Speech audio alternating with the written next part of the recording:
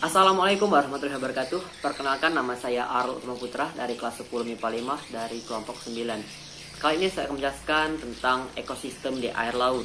Berikut nama-nama kelompok kami, yaitu saya sendiri Arul Utama Putra. Yang kedua ada Bagas Putra Hensel, ada Zikri Torik Alarik, dan Julius Saputra. Oke, untuk slide kedua sampai slide ke-5 itu akan dijelaskan oleh saya sendiri. Slide ke-6 sampai slide ke-9 akan dijelaskan oleh Zikri Torik Alarik. Dan slide ke-10 sampai slide ke-13 akan dijelaskan oleh Yudi Saputra. Dan sisanya akan dijelaskan oleh Bagas Putra Hensel. Oke, langsung saja kita mulai. Apa sih itu ekosistem laut? Ekosistem air laut merupakan ekosistem bahari yang dalam ini ekosistem yang terdapat di perairan laut dan terdiri atas ekosistem perairan dalam, ekosistem pantai pasir dangkal atau bitarol, dan ekosistem pasang surut. Nah, bisa lihat itu rantai makanan ekosistem laut. Ya, contohnya seperti energi matahari, zooplankton, itoplankton, ikan kecil, ikan sedang, dan ikan besar. Jika ada rantai makanan, pasti ada jaring-jaring makanan. Nah, itu bisa lihat jaring-jaring makanannya ya. Oke, next. Ciri-ciri ekosistem air laut, yaitu memiliki salinitas tinggi, semakin mendekati khatulistiwa semakin tinggi. NaCl mendominasi mineral ekosistem laut hingga mencapai 75%. Iklim dan cuaca tidak terlalu berpengaruh pada ekosistem laut, memiliki variasi perbedaan suhu di permukaan dengan di kedalaman. Jenis-jenis ekosistem air laut. Yang pertama ada lautan. Habitat laut atau oseanik ditandai oleh salinitas atau kadar garam yang tinggi dengan ion Cl- mencapai 55% terutama di daerah laut tropik. Karena suhunya tinggi dan penguapan besar, di daerah tropik suhu laut sekitar 25 derajat Celcius.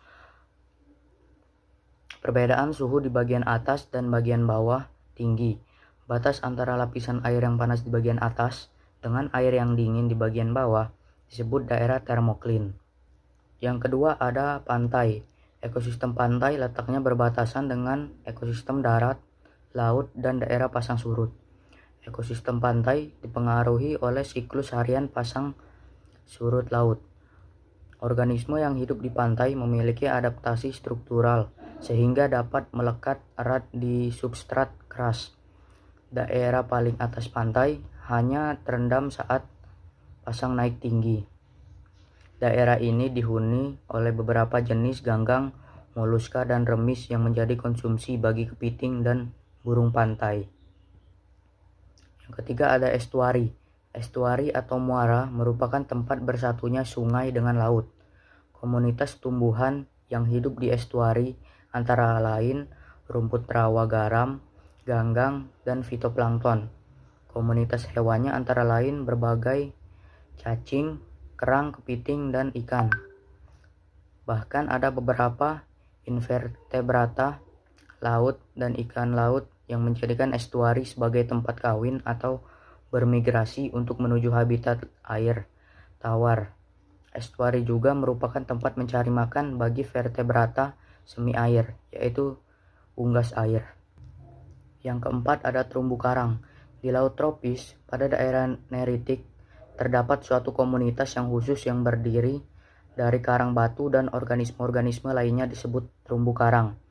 Hewan-hewan yang hidup di karang memakan organisme mikroskopis dan sisa organik lain, berbagai invertebrata, mikroorganisme, dan ikan. Hidup di antara karang dan ganggang. Herbivora seperti siput, landak laut, ikan menjadi mangsa bagi gurita, bintang laut, dan ikan karnivora. Pembagian wilayah ekosistem laut. 1. Daerah litorial, daerah pasang surut. 2. Daerah neritik.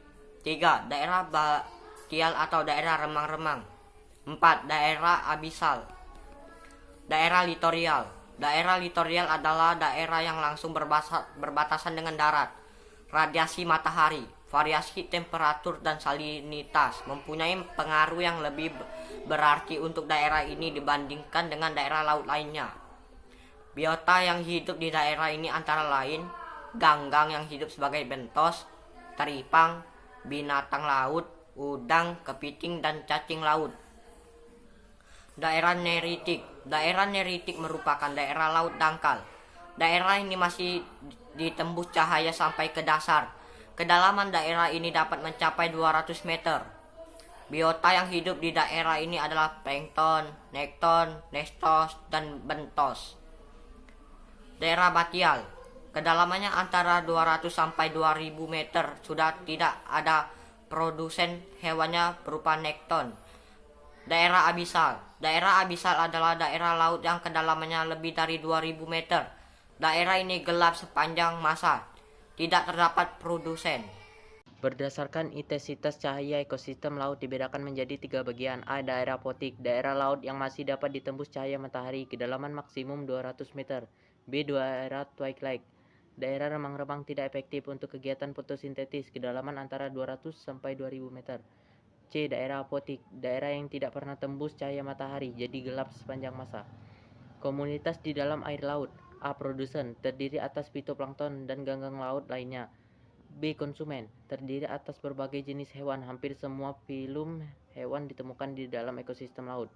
C. Zooplankton, terdiri atas bakteri dan hewan-hewan pemakan bangkai atau sampah. Sekian yang bisa kami sampaikan. Terima kasih karena telah menonton video ini sampai habis. Dan mohon maaf bila kami masih banyak melakukan kesalahan. Wassalamualaikum warahmatullahi wabarakatuh. With a flame, I will let you in this game.